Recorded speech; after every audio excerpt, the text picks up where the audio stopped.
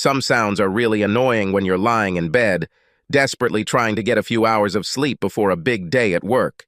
A dripping faucet is one of them. No matter how hard you try to turn it off, it always continues to drip. Plock, plock, plock, plock. Again and again and again it falls like an exploding bomb. I have been looking for the building manager to fix it for the last month, but the faucet continues to drip. Another annoying noise is when your neighbor is having a good time with her boyfriend. It's even worse when you're sexually dry and the head of her bed hits your wall. Bump! Oh yes, bump! Oh yes, bump! Impact, impact, impact! Ah! Bump, bump, bump! Well, at least they're done. Plock! Grr! Living in an apartment is new to me. I'm Mark Dupuis, 40 years old, recently divorced and new tenant in this apartment building. It's next to the community college where I work as a teacher. My wife, Sandy, left me 6 months ago. The divorce was finalized last month. I moved into this apartment shortly after we sold our house and split the equity. We were married for almost 15 years, but unfortunately we fell out of love with each other. It wasn't a traumatic divorce. Neither she nor I cheated. We just grew apart. Without children, which may have been the reason for our estrangement, the divorce was almost easy. But now I'm back to square one, living in a house filled mostly with students. But like I said, it had a very convenient location, less than 20 minutes walk from campus. I noticed my neighbor, a cute little brunette in her early 20s. The way our apartments were set up, my bedroom shares a wall with hers, and the walls are not very thick and not soundproof at all. One evening I was in my living room when I heard someone knocking loudly on her door. Shortly after this, I heard screams coming from the apartment. I even heard something crash and break on the floor, and the screams became louder. I'm not a former linebacker or anything like that. I'm just a fit 40-year-old man, almost 6 feet tall, fit, but not an athlete. However, I didn't want to listen to this argument all night long. Worst of all, I didn't want to witness anyone being beaten. So I pulled myself together, filled a cup with sugar, it's a ninja trick, and went to knock on my neighbor's door. As soon as I knocked on the door, the screaming stopped. Soon my young neighbor opened the door. At first, she wasn't sure who I was, but then I saw a look of recognition on her face. "Hello? I'm returning the cup of sugar I borrowed last week. Can I come in?" I said, winking at her. She immediately grasped my intention. "Smart girl. Of course, come in." The guy was in the living room. There was nothing special to look at. About my height, with bulging muscles that were done at the gym, he was a nice guy. I felt better. I was very glad that I didn't run into the 6'6" in professional football player type. He didn't like my intrusion, judging by his fierce look. "Excuse me, I see you have a visitor," I said. "Everything is fine. He's just a friend who is about to leave. Do you want the coffee I promised you?" "Of course, I even brought sugar." My neighbor turned to her guest. "Well, thanks for stopping by, Brad. See you on campus." He was unsure of his next step. I could guess what he was thinking. I don't want to leave, but there's another guy now, and I definitely can't bully her now. If I try to stay, she'll make it clear that she's kicking me out. It doesn't look good. Not cool at all. Should I just leave? At the end of the day, I'm a cool guy. Soon he was already at the door. "See you later, Janice?" So that's her name? Janice didn't even bother to answer. She simply locked the door. "I'll wait a few minutes to make sure he's really gone, and then I'll go back to my place," I said. Janice took my hand and pulled me into the kitchen. "Do not be silly. I promised you coffee and you will drink it," she said with a mischievous smile. "By the way, thanks for helping me with this loser." "Boyfriend?" She giggled. "He wants it. I've dated him a couple of times and he thinks I'm his girlfriend. He didn't take it too well that I didn't answer his calls. You came at the right moment, he started to scare me. Always ready to help a damsel in trouble." We chatted for almost an hour over a cup of decaf coffee. Janice came from a small town about 100 miles away. At 20, she was in her second year of studying for her bachelor's degree. Her father passed away 2 years ago. He got into a car accident, which left him in a coma and left him a complete vegetable. While she was telling this story, Tears flowed down her cheeks. After a few weeks, doctors told the family it was time to turn off life support. They had mostly accepted the family decision, her younger brother and herself voting to pull the plug, and their mother clinging to the faint hope that he could still come to his senses. I ended up in the chair next to her, holding her as she cried on my shoulder. We remained in this position for many minutes. While she cried, I thought about how I could have had a girl like her if Sandy had wanted to have children. I know I would be a good father. It was time to leave. I kissed Janice on the forehead. Well, now I'll leave you. Will you be okay? Yes.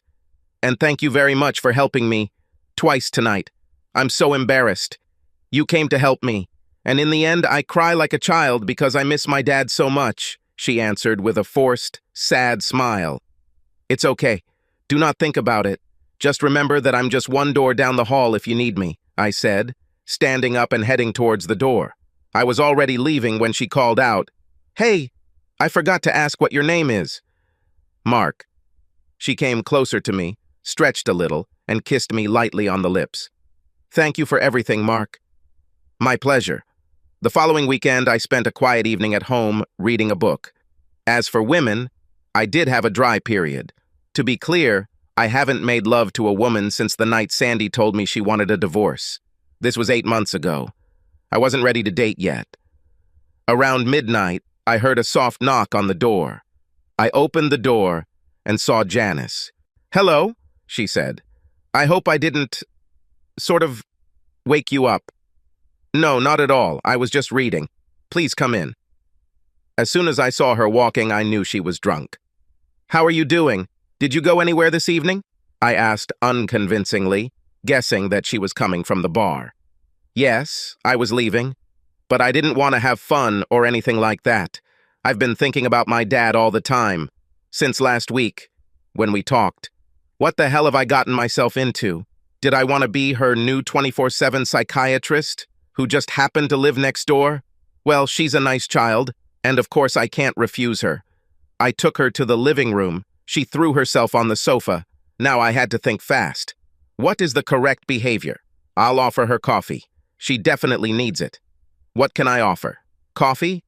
Janice looked at the open bottle of red wine on the coffee table. A glass of this will be just right. Or beer, if you have it. I had a few beers in the fridge, but I wasn't sure it was wise to give her booze. Okay, she's an adult and needs to learn from her mistakes, just like I did at her age. Soon we were sitting on the sofa, me with a filled glass of wine, and she with beer. She moved closer to me on the couch and rested her head on my shoulder. I miss Dad so much. You are the first person with whom I enjoy talking about this. She straightened up a little, took a sip of beer, and looked at me. I hope everything is okay. You're not mad at me for coming here to feel better, are you? She seemed so emotionally fragile at that moment that I had to say the right words. Not at all, Janice. I'm always glad to see you. With great satisfaction, she again laid her head on my shoulder. Her hand was behind my back, and her left hand was wrapped around my waist. Crap. I was with a young, pretty girl half my age, and I was as horny as a man who hadn't had sex in 8 months. I couldn't help it. I hoped she wouldn't notice. I like to just hold you like this, she said. I told you about myself. Tell me more about yourself. I know that you teach at a college and that you are divorced, but that's all. Why did you divorce? I told her about my marriage and how it just fell apart around Sandy and me. We reached the point where we became more friends than lovers, caring for each other, but left with the empty feeling that we were going nowhere. I stopped talking when I realized she's fallen asleep. Very carefully, I pulled myself free and sat her down on the sofa, taking off her shoes. The pillow and blanket soon turned my sofa into a bed. Besides, it was time for me to go to bed. I left a light on in the kitchen so Janice would know where she was if she woke up during the night. A few hours later, I woke up to Janice in the bathroom. I expected her to leave and go back to her apartment, but to my surprise, she came straight to my bedroom. Silently, she took off her trousers and sweater, she was wearing a blouse, and slid into bed with me. Very gently, she stuck to my body and hugged my waist. I didn't move or let her know I was awake. I'm horny again. Just like the last 8 months, nothing came of it. Janice soon fell asleep. It was a little more difficult for me, but I still fell asleep. The next morning, I was awakened by the sun streaming through a crack in my curtain. Janice was still in bed with me. She threw back the blanket and lay on her side, facing me. I took a few minutes to admire the beautiful woman sleeping in my bed. She had beautiful, long, slender legs, and her hips formed a beautiful, pronounced curve. Her blouse rode up, revealing her beautiful, soft abs. Obviously, she wasn't wearing a bra, and she didn't need one. Her lovely small breasts defied gravity and stood proud under her clothes. I was dying to reach out to her, to touch her, to caress her, and discover the softness of her skin. Admiring her breasts, I realized that she had also woken up. I don't know how long she looked at me while I admired her body. There was a sleepy smile on her face. "Hello," she said in a hoarse voice. "Good morning to you, too. I'm surprised to find you here this morning. The last time I saw you, you were snoring and drooling all over my couch." I smiled. She lightly tapped me on the shoulder. "I don't snore." "Oh, yes. Sober for now. Why don't you just go back to your apartment instead of crawling into bed with a horny old geezer like me?" "Because it seemed right. The last time I fell asleep drunk in a friend's apartment, I woke up to him trying to take off my pants and I was already topless. I feel safe with you and we both need company." She moved closer to me, pulled back the blanket, and lay down next to me, placing her hand on my chest. She held me tightly, pressing herself against me. Her hand began to gently caress my chest and stomach. I tried in vain to ignore her. "It feels good to lie next to you," she purred. "Well, you're the first woman in my bed in 8 months, so that horny old man won't complain." "You're not that old," she said. Then her hand moved further down into my boxers. "But you're really excited," she said with a chuckle. Morning breath or not, I let her kiss me passionately. Her hand was now inside my boxers. Unable to resist any longer, my hands finally reached out to her. Her thighs were so soft. My hand went all the way to the top. I slipped my fingers under her panties to feel and squeeze her beautiful, round, firm buttocks, and then stroked her waist. Finally, I put my hand under the blouse and discovered the elastic softness of the breasts. And we kissed, our breathing labored due to our mutual arousal. After caressing each other, we had sex. Soon we found ourselves in each other's arms. We snuggled close to each other and soon fell asleep. We spent the rest of the weekend together, having sex many more times. She really was a sweet girl, funny, full of life, beautiful, and sexy as hell. I had no right to be with such a woman, almost half my age, but she didn't seem to mind. We parted on Sunday evening with a simple promise to see each other. Over the next 2 months, she became a regular visitor to my apartment, mostly to go out to dinner a couple times a week and have sex. We both knew that our sex meant nothing, but it sure felt like a very good release from all my untapped sexual needs over the last year. We never discussed the nature of our relationship. I kept telling myself, "Don't rock the boat. Enjoy it while you can." And it lessened my sense of loss after my divorce from Sandy. One afternoon, on my way home, I walked into a store. A woman came in right behind me. I took a quick look and shuddered. I watched as she headed towards the refrigerator.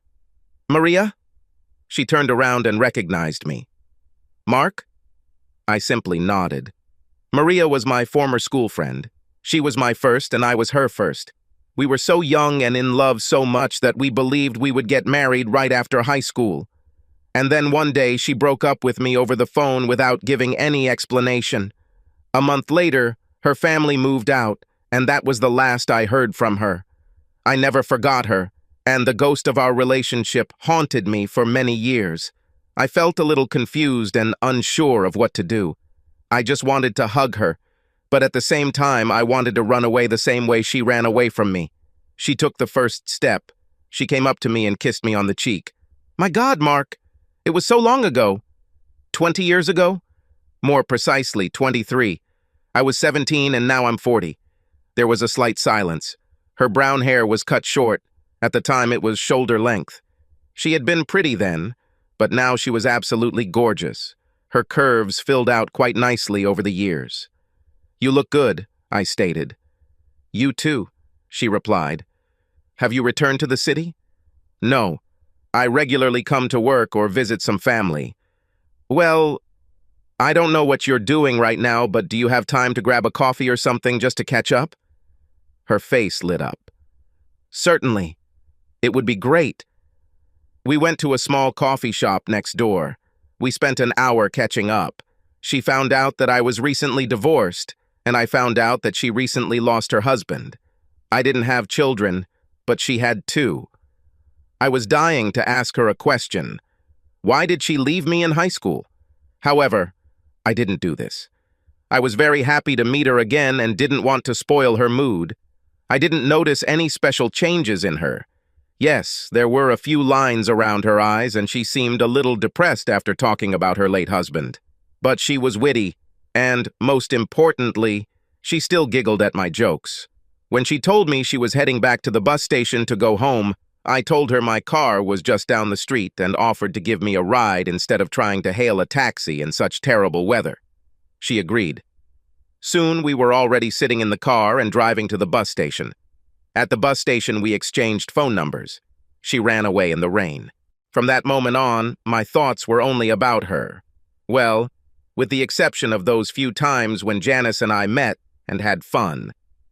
2 weeks later, on a Friday afternoon, I decided to drive 90 minutes to Maria's hometown. I called from the gas station. Hello? Maria, this is Mark. How are you? Great. How are you? Same. Hey, I'm in your city, and could you spare an hour or two to grab a drink with an old friend? There was a moment's delay on the line. I think that would be very nice. Where would you like to meet? She finally said. I don't know. Is it your city? Tell me where and I will be there. Maria pointed me in the direction of a quiet bistro on the outskirts of town. She told me she would be there in about an hour. It only took me 20 minutes to find this place. I sat at a table that offered some privacy and waited with a drink, a soda, since I had to get home. What did I expect from this meeting, just to get to know her better? Let's see if there are still any feelings left between us. Most importantly, should I ask why she dumped me in high school? You can call me crazy, but this question has haunted me for 23 years. But I decided not to ask. I would probably look weird if I asked about a breakup between two teenagers that happened almost a quarter of a century ago. She'll probably run away as politely as speed allows. No, if she decides to reveal her reasons, fine. If not, I won't bother. Maria finally arrived at the bistro and immediately noticed me. Wow. She was a pleasure to look at. She was wearing a cute little blue dress that went just below her knees, showing off her very beautiful legs. Her curves were simply draped in fabric rather than hidden, and what a beauty they were. My blood pressure jumped a notch at the sight of her. She was wearing a small, unbuttoned sweater that revealed a low neckline of the dress, not so low that her breasts were on display, but low enough to promise you the full package if you were lucky. And I really wanted to be so lucky. I was in love when she was a lanky teenager.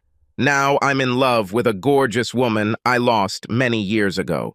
I stood up, and we exchanged quick glances and a kiss on the cheek. I'm so glad you called, Mark. Since I saw you, I have continued to relive the tender moments we shared together. What brought you to the city? You.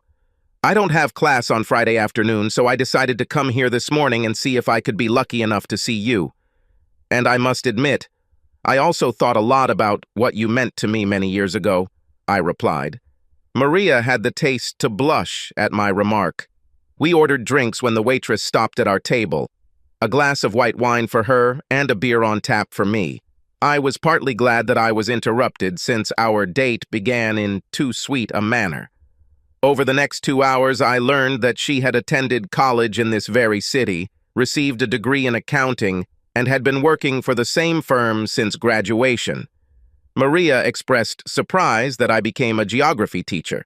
I was the athletic type, not the academic type. Maria started laughing. I still remember how in the 8th grade the geography teacher sent you to the principal. I didn't remember it at all, and my frown must have been obvious. Oh my God, you forgot about it. I think that was the moment I fell in love with you. The teacher asked, "Who knows the capital of Turkey?" You immediately raised your hand, apparently the first in this class. Then you said that the capital of Turkey is cranberry, which can be found between the stuffing and mashed potatoes, just around the peas. All the students had a good laugh and you were quickly kicked out of the class. My God, yes, I was such a student, the kind of person I now hate as a teacher. And the worst thing was that I knew very well that the capital was Ankara. Later that year, I got a 100% on my political geography test, one of only 2 students to get a perfect score. After reminiscing about our school days, we started talking about our adult lives. There were many differences between our married lives. She married at 19 to her college sweetheart. It was a marriage under arms when she became pregnant, and her parents insisted on marrying a very nice and decent accounting student she met. For my part, I didn't get married until after college. A few years after I got married, I returned to get my master's degree and then my doctorate. She had a very successful marriage to Tom O'Connell, and they had 2 children, the eldest girl and the boy, now 18, both at university. My marriage did not produce any offspring. While it was terrible to see my marriage crumble around me and lead to divorce, Mary's marriage ended in tragedy. Her husband died in a car accident. Her eyes were full of unshed tears as she talked about his death. I gently placed my hand on hers in a friendly and placating gesture. I felt an electric jolt when I touched her, the emotions returning to me validated after so many years. I almost pulled my hand away, but restrained myself. We ordered food and talked about more pleasant things. We tried to rediscover each other. We didn't talk about anything too personal, but intimate details nonetheless. Our hobbies, our likes and dislikes, and the like. I left around 9 with a mutual promise to meet again. A light kiss on the cheek sealed the deal. I'm not one to let Farid do my job. The following Friday I went to see her again. Just like a week ago, she agreed to meet me, this time in an Italian restaurant. The place was small and cozy. I asked the waiter to put a couple of candles on the table. If last week she looked great, this evening she was breathtaking. Under the light coat, she was wearing a beautiful black dress, but not with such a deep neckline as that time. It was sleeveless and only tied, revealing slender, well-shaped shoulders. I stood up, took her hands and kissed her on the cheek, but didn't let go. I took a step back and looked at her. "Oh my God, Maria, you look absolutely gorgeous in this outfit," I said honestly. She giggled and blushed. "Thank you very much. A woman never fails to feel good from a gentleman's compliment," she replied and sat down. "Mark, you have to stop doing this," she finally said. This remark took me by surprise. I had no idea what she was talking about. "Stop doing what?" "Stop coming here, 90 minutes away, to call and ask me out on a date. What if I had other plans? I'm really glad to see you, but it would be very unpleasant to refuse, knowing that you came all the way here," she answered in a pleasant manner, and there was a twinkle in her eyes. What if I had a different date? I was shocked and embarrassed. It's true that I never thought that she had a life outside of my dreams, my desires, and my expectations. I wanted to see her, so I came here and asked her out. This was very careless on my part. "Oh, I'm so sorry. You're right. I'm just interfering in your life and expecting it to be like in high school, when you gave up everything when I called. I'm so sorry," I faltered while saying it. Maria giggled. "It's okay, Dolphus. I'm kidding you. I don't have any social life to speak of. I'm not actually dating. I meet friends, but mostly couples I've known for years. They would jump for joy and dance around our table if they knew I was dating a man. Dolphus. That's what she always called me when I acted like an idiot." I noticed that at the end of her explanation, there was a slight change in her mood. She looked at her wedding ring, still on her finger. "I haven't recovered from Tom's death yet. Several dates arranged by my friends were a disaster. I still love him and don't feel anything for anyone else yet. They were good people, and I felt sorry for them as I turned them down one after another. I felt like a fraud." She looked at me and her hand touched mine and rested on it. "And then I met you. No stress. Like it was just yesterday. I can just be myself. As if our paths had not diverged many years ago. And I thank you for that." Her hand tightened its grip on mine. "Can you believe that I surprised myself by singing old songs from our years together?" Humming her favorite songs was always a sure sign that Mary was in harmony with her life. Satisfaction in the moment always brings back the song. I remember Maria and I sitting together on the porch of my parents' house, her head on my shoulder, her arm around my waist, humming the latest pop song. "And you?" she asked. "Have you been dating since you got divorced?" The question brought me out of my thoughts. I felt very good in her company, and I definitely didn't want to lie to her.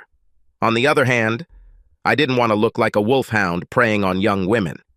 "Well, I haven't dated for almost a year. I didn't go on dates at all, but I had several unexpected encounters with my neighbor. Nothing serious and, well, completely unexpected and without a future, that's for sure," I answered, being honest, but withholding information about my neighbor's age. Maria let go of my hand. I felt like crap. Luckily, the waiter came to our table to take our orders and offered a much-needed distraction. The rest of the evening passed without incident. We remembered the old, happy time. Maria turned out to be just as energetic and spontaneous as I remembered her. I certainly hoped that she felt the same about me. After the divorce, I felt a little old and shabby. Janice helped me come to my senses a little, but it was important to me that Maria also found me still attractive. I didn't yet know what awaited us, but I hoped for the best. I left around 9, but this time we ended with a light kiss on the lips, which is not so strange, considering that back in the day, Maria and I French kissed for hours. All week I thought about going to meet Maria again. She resolved the issue by calling me. "Hi, Mark. I just want to say that you better not come here this weekend." My heart sank. "But I would like to meet for dinner on Friday, since I will be in your city. Keep in mind that I must be on the bus by 9 o'clock at the latest." "I hate driving," she added. Then I heard her giggly. "Gotcha." At the appointed time on Friday, I picked her up at an office building in the city center and we went to a good Thai restaurant not far from the bus station. Coming from a work meeting, Maria was dressed in simple black trousers and a purple shirt. Despite her conservative haircut, I was sure heads turned when she walked in. My days and nights were filled with memories, old and new, of my time with Maria. I constantly dreamed about her. Some of it was wishful thinking, but at the same time it was hope. We only had a couple of hours to be together, but it was just wonderful. After 3 dates, I felt like we had never been apart for 23 years. I still didn't know why she left me, but that was the least of my worries now. Was she interested in me? Was I just a comforting blast from the past to help her cope with her grief? Was I something that could be abandoned again on a whim? Can I afford to risk another betrayal? I wished with all my heart that we were together, but my biggest fear was that I would be pushed away again. I really needed to know why she broke up with me 23 years ago. This could determine whether I should let her go again or whether I can dream of moving on. One nice thing about this date was that we held hands a lot that evening. I was the first to put my hand on it. Then she reached over and covered my hand with hers, with a simple, caring expression on her face. We talked mostly about our years together, avoiding mention of our family life and the pain it brought. At the bus station, I leaned over to just kiss her on the lips, but she was in no hurry to tear herself away from me. "Thank you for the evening, Mark. I can't wait for our next meeting," she said, breaking the kiss. "See you next weekend. I'll call you on Thursday to arrange where we'll meet." Just before midnight, I called her. "I'm just calling to make sure you got there safe and sound." "How kind of you, but I have to admit that I didn't get here safe and sound. Part of me is still there, with you," she said. Wow, this was unexpected, even if I had been wanting this for weeks. How to answer? It's the same for me. I'll be a mindless zombie all week, waiting for us to meet again, because all my mind will be with you, only with you, I replied. "Well, don't let your neighbor take advantage of your brainless body. I love you." This last statement stunned me. I managed to croak out in despair. "I love you too. Good night." And I hung up. My God, did we both just say the word love? I had difficulty falling asleep. I thought I was moving too fast, so I had to rein in my feelings. But now she tells me that she loves me. I was embarrassed and happy at the same time. In my restless sleep, I dreamed of her magnificent figure. When I woke up, Janice was next to me. I went to the kitchen, and made coffee. An hour later, Janice walked into the kitchen, naked and beautiful, her hair disheveled. "Is there any coffee left?" I got up and made her a cup of coffee. "Janice, I have to ask you a favor," I said. "Oh, Mark, not this morning," Janice replied. "No, not this. I want you to know that I have met a woman that I really care about, a lot." "Yes!" she shouted. She stood up, came over to me, and hugged me. Despite everything I was going to say, the feeling of her firm breasts made me dizzy. My hand went down and cupped my buttock. "I am so happy for you. You deserve a good woman. You are such a good person and a good lover." I was dreading this moment, and suddenly, she is completely happy for me. If I had any doubts, now I knew for sure that she was completely indifferent to me. Yes, I must admit that after our first meetings, I began to dream about this young woman. Well, I don't want to offend you or anything, but what happened last night can't happen again. When I commit myself to a woman, it is a complete commitment. No outside sex, I explained. I understand and approve, Mark. We didn't have a future together, and it was only good until we met someone and committed ourselves to them. I would do the same if I met a guy I fell in love with. She then gave me a passionate kiss that lasted forever. In a way, I'm jealous. I kind of love you, and I would like you to have the same feelings for me. I'll get dressed and leave immediately. I was a bundle of nerves for the rest of the day. I had mixed feelings about breaking up with Janice, more precisely, pushing her away from you. Her appearance in my life gave me back some self-confidence. It is not surprising that a man's confidence awakens after he satisfies a young woman. But as much as I enjoyed spending time with Janice, how I felt the relationship with Maria was developing was more important. I really liked Janice. She was a very sweet child, and I wished her much happiness. But Maria was my first, and now I felt that she could be my next and last. Around 10 that evening, I called Maria. "Hello, Maria.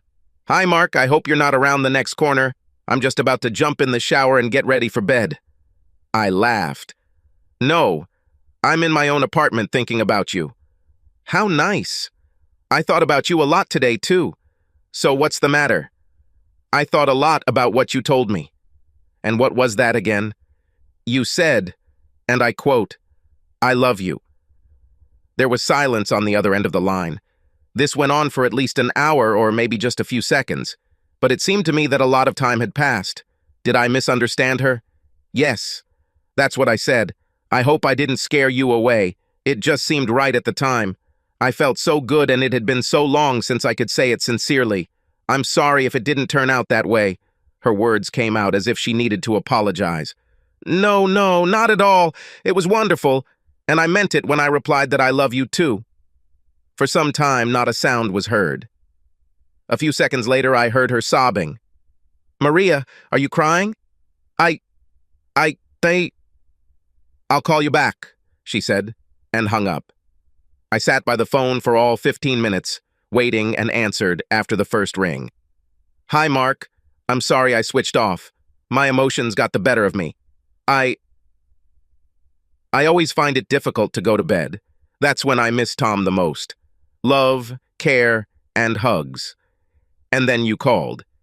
It's true that I feel good with you, that I can really say that I love you, but at the same time, it made me feel cheap, like I was betraying him. But I began. Quiet, Mark. Let me finish. All my feelings were mixed up. I know I have to move on with my life, and suddenly you came out of nowhere, a blast from the past, the person I never really stopped loving.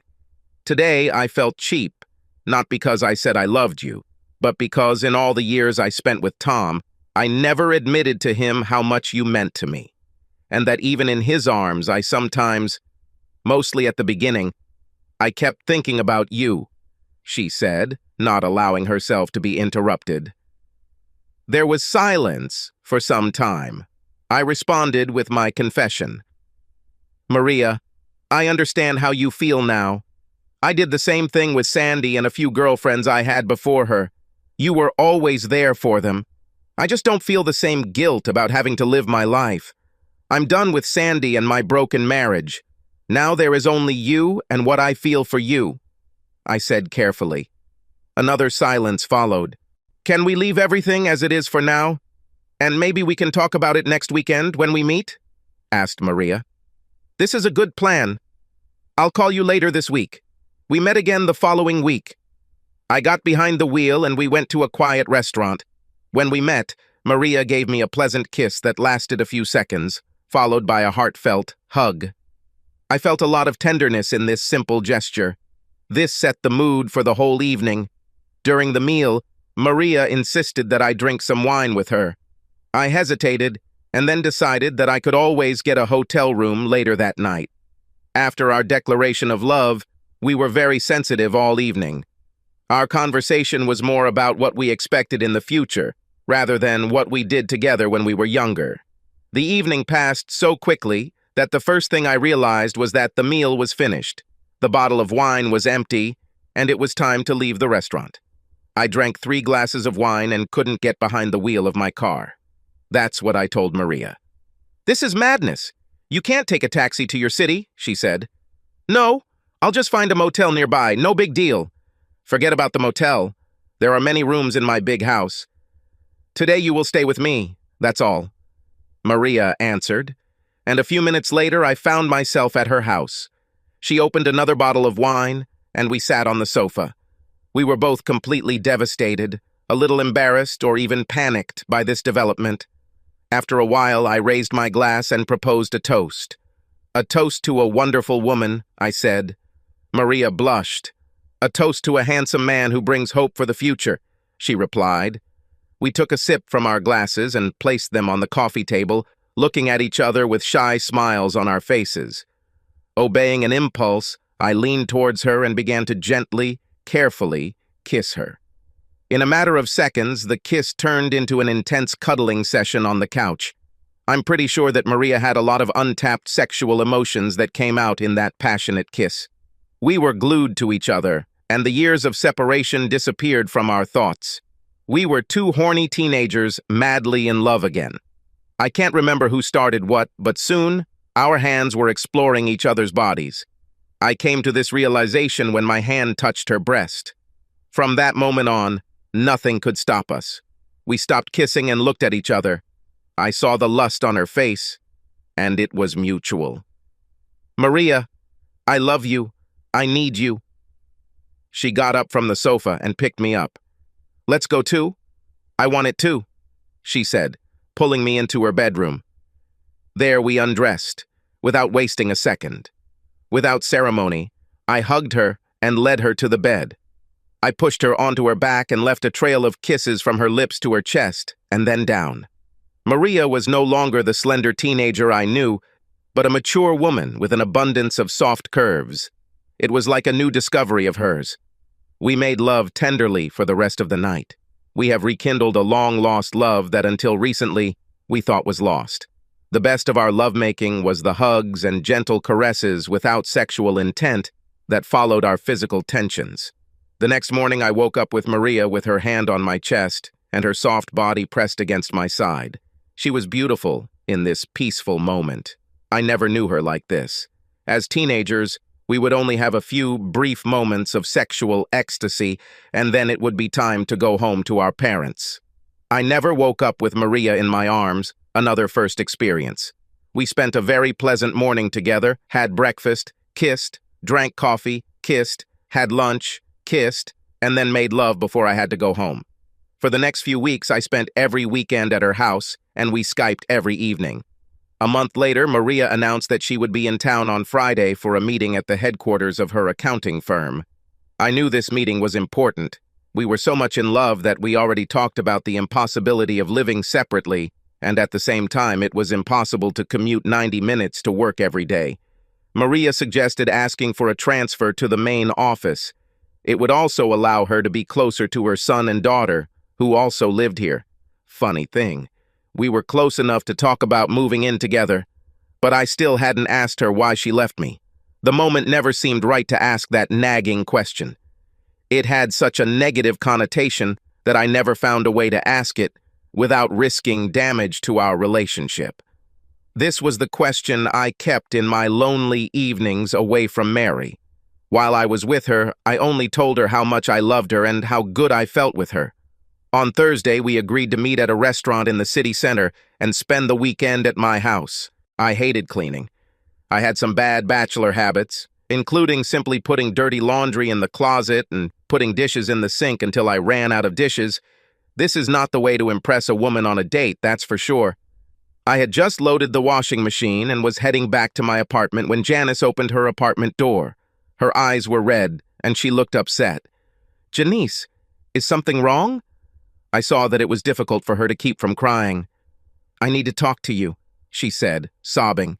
"Can I come?" Oh my God, broken heart. My first instinct was to reject her demand. With our history and my newfound love for Maria, I didn't think it would be wise to let her use me as a comforter again. But at the same time, she looked very sad and showed so many signs of distress. I realized that I could not drive her away in the form in which she was. I was confident that my love for Mary would prevail. Janice went straight to the couch, sat down and cried. I sat down next to her, put my arm around her shoulders and pulled her close so she could cry on my shoulder. "What happened, Janice?"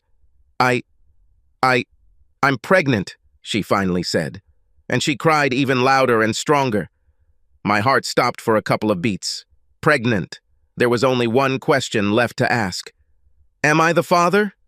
Janice regained her composure. "Yes. I haven't slept with anyone since I met you." "But you told me you were taking pills," I said, hating the accusation in my tone. "I had an infection and had to take an antibiotic when I met you." "I didn't know it would work on my pills," she said. Then she began to sob again. "Oh, Mark, I'm not ready for this. I'm just starting college. I want to do something. I don't want to be pregnant." I didn't know what to say. In principle, I am not a supporter of abortion. This is the last thing for me. But I also believe that women can decide what to do with their bodies, and that if Janice decides one way or the other, I should be there to support her. "Maria, my God, I just met the woman of my life.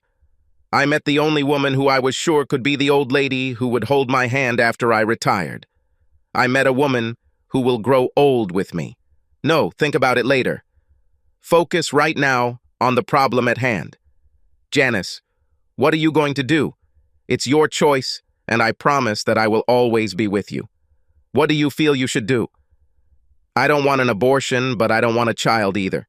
I have too much to do. I need to finish college. I need to travel. I have to see the world." "I can't have a child," she said, and began to cry again. I counted the months in my head. The baby will probably be born in the fall, right in the middle of her semester. But with some effort, she could probably give birth to a child without harming her studies. Can I become a father? Take care of your child during a sabbatical. It would be doable. Maria, how will she react to this development of events? We just renewed our love for each other. We were in love with each other, but how would she react to suddenly having a child in my future? Oh, by the way, Maria, move in with me. But for the child, we will need a larger apartment. I'm so screwed. Janice stopped crying. I'm thinking about giving the child up for adoption. Her idea cut me to the core. For the last 15 years, I have dreamed of becoming a father. Sandy's too many birth control pills ruined my hope, and now a young woman was carrying my child, and I was ready to give him or her up. Never. That night, Janice and I ended up in bed, but not as lovers. She needed my calming presence. The next day, I had a very hard time at work. Like a zombie, I simply served my class by running away without answering any questions. I had to gather my courage to meet Maria and tell her about this new event in my life. It was too serious to even try to keep silent. At 6Y, I entered the restaurant. Maria was already there. We kissed and I sat down. I wasn't very talkative. We looked at the menu in silence. It was then that I realized that Maria was also very quiet. She sat tensely in the chair and barely glanced at me. It didn't really affect the rest of the evening well, knowing that I had terrible news for her. Maria, is something bothering you? I finally asked, delaying the moment when I would have to tell her about my awkward situation. Maria, the beautiful woman I loved, looked at me with a very sad expression on her face. "Yes, as a matter of fact. I have some disturbing news for you, and I'm not sure you'll like it very much," she said, barely audible over the noise of the restaurant. "Well, come on. I have bad news for you, too." "What's the matter?" "No, you first. Her company probably informed her that her transfer request was denied. Or this request faded into the background for some time. After I tell her about Janice, she'll probably feel relieved." "This is the second time you've put me in such a difficult position," she began. "I just hope I don't lose you over it this time." Now I'm lost. What is she talking about? My thoughts were interrupted when Maria continued, "I never told you why I broke up with you at school. My parents forced me. They didn't think you were a reliable person for me. You were too wild. They thought you wouldn't amount to anything and decided that I should stay away from you. So that's why she broke up with me. Her parents forced her. They were so sure that I had a bad attitude towards Maria that the whole family moved out." Wow. It was nice to finally hear the truth. But Maria brought me back to the present.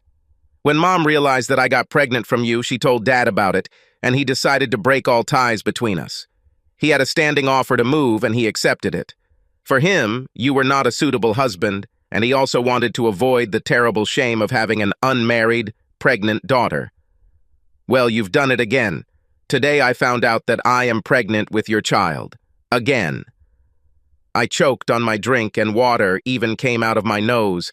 Maria is pregnant, and Janice is pregnant. What a mess. What should I do now? Maria came closer and hit me on the back while I was choking on my drink. "It's okay, Mark. Do not panic.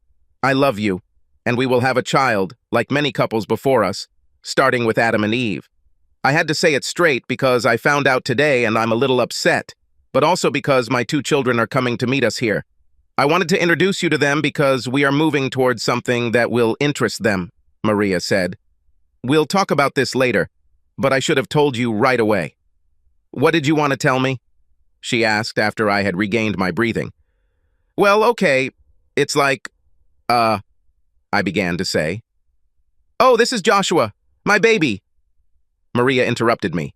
A smiling young man approached our table. "Josh, this is Mark, my old school friend. Mark, this is my son Josh," Maria introduced us. I stood up and shook his hand. Even meeting him for the first time, he looked so familiar that I felt that we had known each other for a long time. Genetics rules. We were exchanging greetings when Maria said to us, "And here is my daughter, my firstborn." I was about to sit down when I turned my head towards the new visitor. It was Janice. I missed a chair, fell to the floor, hit my head on a nearby table, and caused a bit of a commotion. As stunned as I was, I could see that Janice was just as surprised as I was. She stood there, mouth agape, as Maria and Joshua helped me up. As soon as I stood up, Maria introduced me to Janice. "Janice, this is Mark, the man I told you about." "Mark, this is Janice, my eldest," Maria said. We shook hands. I don't know how to accurately describe this dinner. Awkwardness? Confused? Nightmare? All at once? When Janice and I shook hands, we had an unspoken understanding that our relationship would not involve Maria and Joshua. I'm also sure that Maria didn't want to share the news of her pregnancy with her children right away. And Mary's revelation shed new light on my relationship with Janice, her firstborn. Janice didn't know it yet, but I was her father. What a mess. I felt like crap. I was an unsuspecting bastard, a pervert. I slept and knocked up my own daughter. Can my life go any lower? I was devastated. But now was not the time to talk about it. However, there were many huge life-changing secrets that needed to be kept. Luckily, Joshua was there, unaware of the tension at the table. His calm nature made us all feel a little better during dinner. He even teased me a little about my relationship with his mother. There was nothing offensive about it, just a little teasing that made me like him a lot, but in my mood, I couldn't reciprocate. Unfortunately, he left first to meet his friends. After he left, silence reigned at our table. I loved Maria. I had to admit what was happening to my life. But this was not the place. I asked if they would be willing to come to my house. Maria wasn't sure at first, but when Janice said it was a great idea, Maria agreed. We jumped into a taxi. When I gave the address, Maria had a strange expression on her face. After all, it was the same address as her daughter. "Funny?" said Maria. "This is your address, Janice." Neither Janice nor I responded. The ride only took 5 minutes, 5 long minutes. I paid for the taxi and we all entered the building. Janice unlocked the front door and we obediently walked up to the second floor. Janice walked ahead and stopped in front of my door. Stunned, Maria looked at the next door down the hall. Janice's door. I took the key and unlocked the door. Maria, Janice, and I silently entered my apartment. "Ladies, have a seat. I'll go get a couple of beers and we need to talk." Maria and Janice were sitting on the sofa. A minute later, I came back and gave each of them a beer. I don't know how much Janice told her mom and what Maria might have told Janice, but I had a bad feeling that I was the only one who had all the information and that it was my duty to tell about the mess we were in. I can't do everything in the world, but I'm not a coward. Let's deal with the worst first. Maria, Janice, I need to clear things up and tell you what's going on. Each of you has part of the truth, but not all. I hate to say what I say because it could make me lose the woman I love again. I looked at both of my girls. One was the love of my life, and the other was my daughter and the victim of a sad twist of fate. "Janice, I'll start with you," I said. "From what your mother told me today, I believe that you are my daughter." As soon as I said that, Maria and Janice jumped up from the couch at the same time and started talking. "No, it can't be," Janice said. "No, that's not true," said Maria. Janice and I turned to Maria. "But you said I got you pregnant in high school?" "Yes, it is. But I was so upset after I broke up with you, both because of the move and because of the mutual accusations. A month after we moved, I had a miscarriage. I lost my child. Be that as it may, Janice is only 20 years old." "She's too young," Maria said. Janice and I took our seats. "Can you spell relief?" Understanding came to Mary. "Oh my God, I didn't have time to finish and tell you. You thought Janice was your daughter. That's why you were silent all evening and behaved so strangely." "Yes, partly. I had other reasons," I replied. Maria leaned back in her chair and began to giggle. "I thought this was the news I told you about before." "This and much more," I said. I looked at Janice. "I was wrong about you, and now I feel a little better." Then I turned to Maria. "Maria, as you can probably guess, Janice is my neighbor. Maria, I love you with all my heart, and what you told me earlier is fantastic news, but..." I fell silent, not daring to continue. "My butt," erased the smile that appeared on Maria's face. Instead of finishing my sentence, I turned to Janice. "Janice, I love your mother with all my heart. I belong to her with all my heart and soul. Your mother told me earlier in the restaurant that she was pregnant with my child." This revelation stunned Janice. She looked at me exhausted. She then looked at her mother, who smiled again at my declaration of love. To Maria's surprise, but not mine, Janice put her head in her hands and began to cry. Maria hugged her shoulders. "It's okay, Jaja. It won't change the love I have for you and Josh," she said, unaware of the real drama behind Janice's tears. Janice carefully pulled herself away from her mother's embrace, grabbed her purse, and stood up. "I have to go home, Mom," she told her mother. Then she turned to me. "Tell her, or I will do it." She rushed to the door and left, causing Maria to show a visible mixture of emotions, mostly surprise and sadness. Maria turned to me. "Mark, I'm so sorry. I can't believe she took it so hard. I really thought she was happy that I met a man and fell in love with him, although you should have let me break the news to my children. After all, you are still a stranger," she said, looking sideways at me. "Hardly, Maria. Hardly. I've known Janice for many months. After all, she is my neighbor." Maria looked at me uncertainly. "We became friends when I helped her with an abusive guy," I began to say. A real good friend. A piece of the puzzle finally began to come together in Maria's mind. Her mouth opened wide in an O of realization. You mean that..." she began. "Yes. Janice and I were lovers. Before I met you," I answered her unasked question. I knew that there would be an even more offensive confession ahead. Maria, I want you to know that I love you just as much as I did when we were younger. I want to spend the rest of my life with you. In my thoughts and in my heart there is only you. I want to be yours forever, and I want you to be mine forever. And I have to be honest. You knew I was dating a woman before we even met. She was the only woman after my divorce and before I met you. Again. My God. Maria, that woman was Janice, your daughter.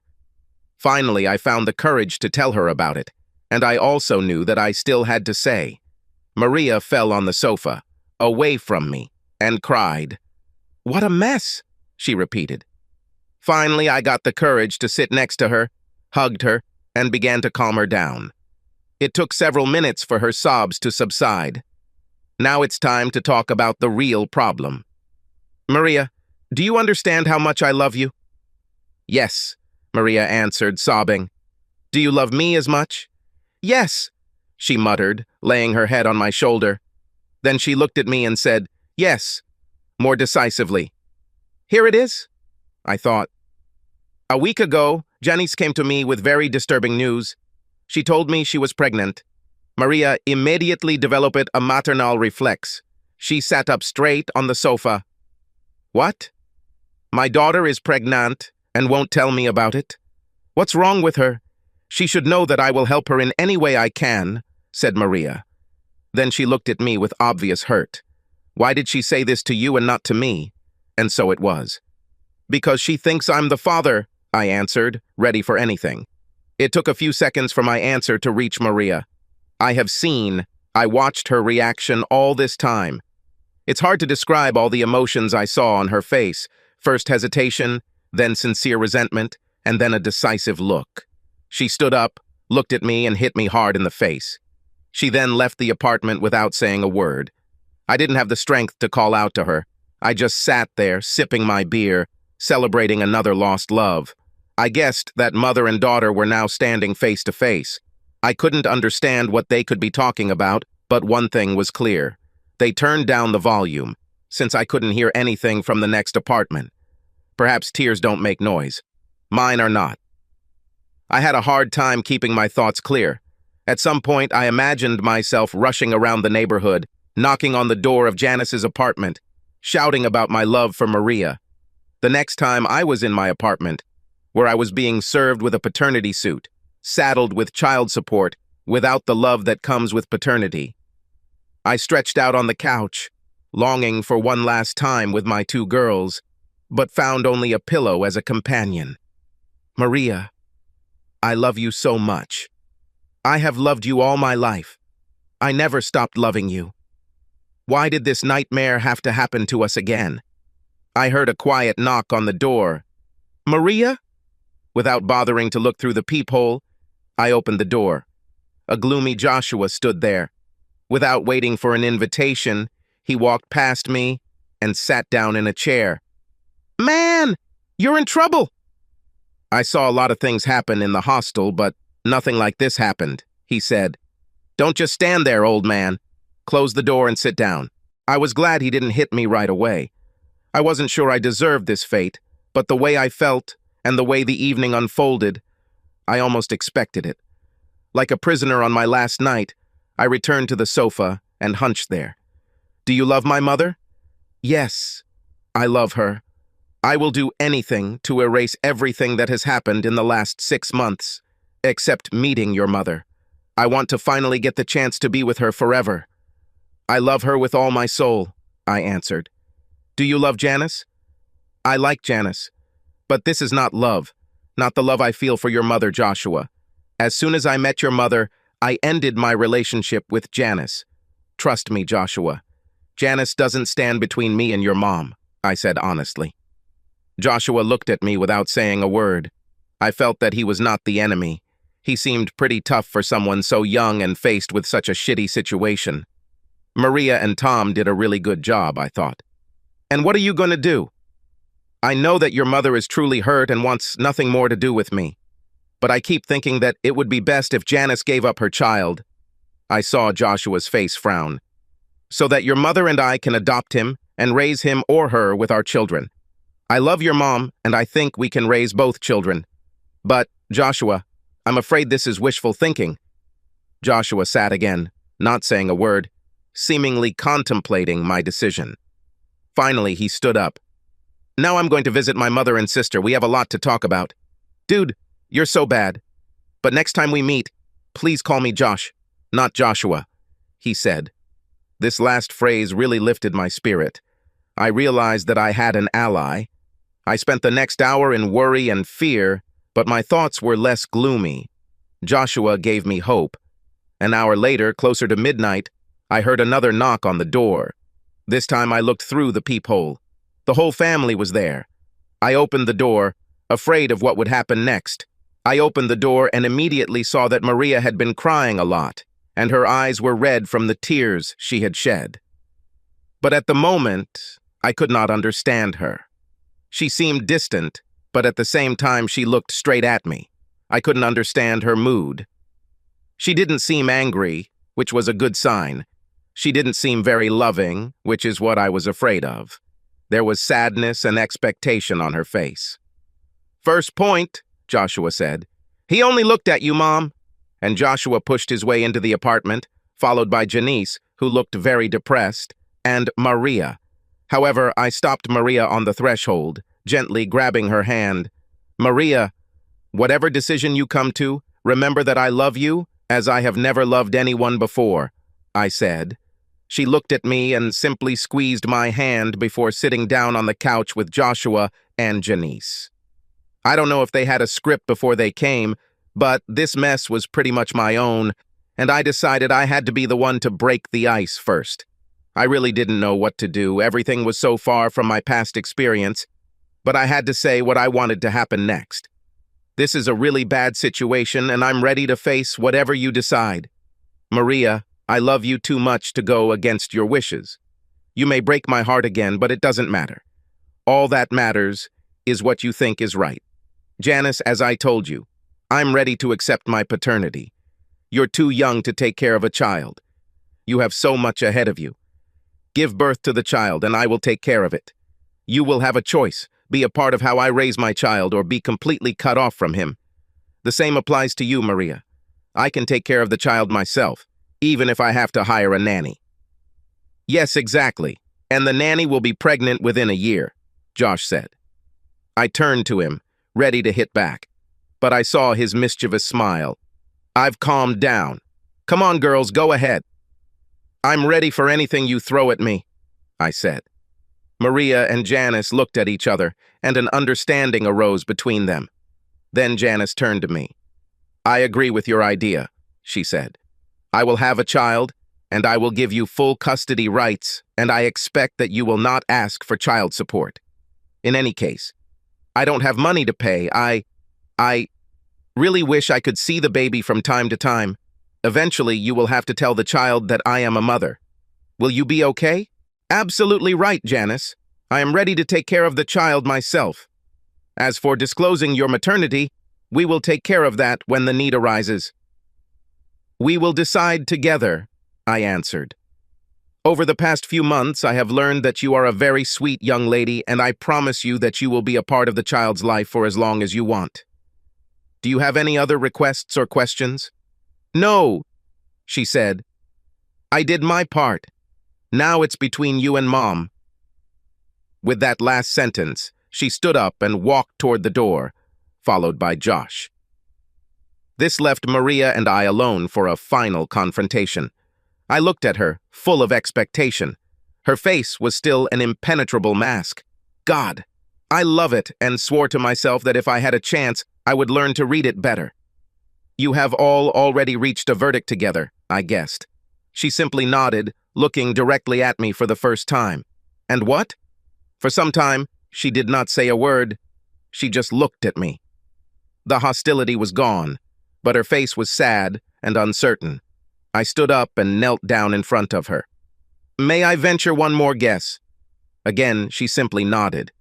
You realize that I was always truthful, never lied to anyone, that I really love you, and decided that we would take care of 2 children together, I said with great hope.